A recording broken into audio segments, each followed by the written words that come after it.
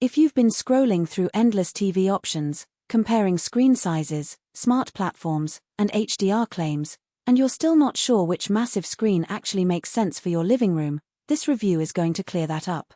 Link is in the description if you want to check the product details on Amazon.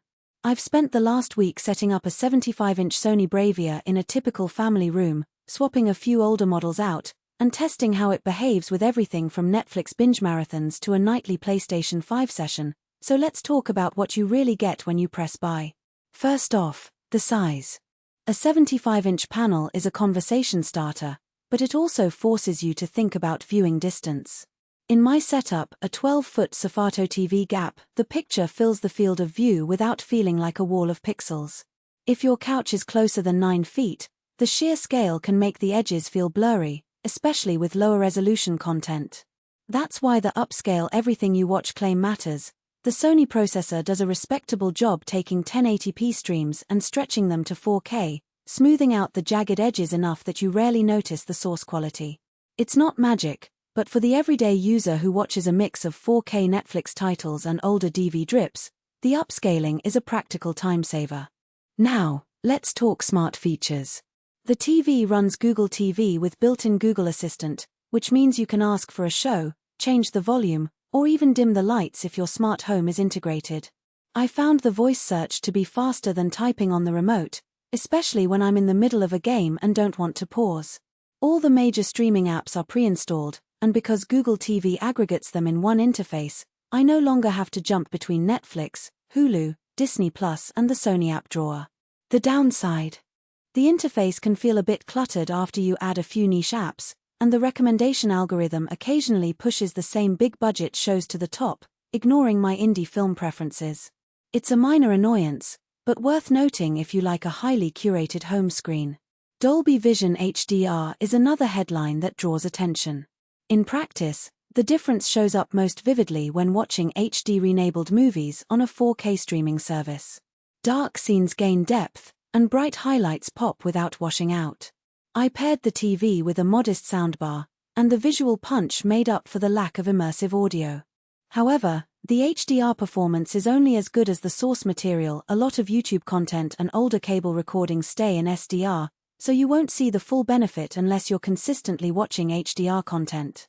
If you're a cinephile who streams the latest releases in Dolby Vision, you'll appreciate this. If you mostly watch broadcast TV, it's a nice-to-have rather than a must-have. One of the selling points Sony emphasizes is exclusive features for PlayStation 5.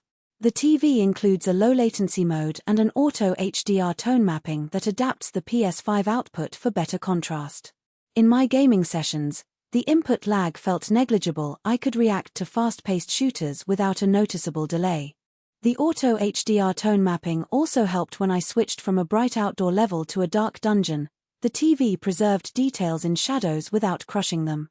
The only hiccup was that the HDMI 2.1 ports are not all created equal. Only one port supports the full 120Hz bandwidth, so if you want two next-gen consoles running at max frame rates, you'll need a separate HDMI switch that supports the same specs, adding a small extra cost. From a daily usability standpoint, the remote is a hybrid, a traditional button layout combined with a small touchpad for scrolling through content. I was initially skeptical about the touchpad, but after a few days it became second nature for flicking through Netflix categories. The built-in speaker system is decent for dialogue, but it won't fill a large room with booming bass. If you're looking for a TV that doubles as a party speaker, you'll need an external audio solution. The TV's ambient light sensor automatically adjusts brightness based on room lighting, which is subtle but helps reduce eye strain during late-night viewing. Let's talk about value. The 75-inch screen puts this Sony model into the premium price bracket, but you're not just paying for a big panel, you're paying for Sony's processing engine, Google TV integration, and the PlayStation-friendly features. Compared to other 75-inch options that either run a generic Android TV or lack the dedicated gaming modes, the BRAVIA offers a more polished experience out of the box. That said, if you're comfortable setting up a separate streaming box or a third-party gaming monitor, you could find a cheaper 75-inch LED with similar brightness for less money, but you'd sacrifice the seamless integration Sony provides. Who should buy this? If you have a spacious living area, a PlayStation 5 you use regularly, and you binge a lot of HDR movies or series, the Sony 75-inch BRAVIA is a strong match. It also works well for households that want a single hub.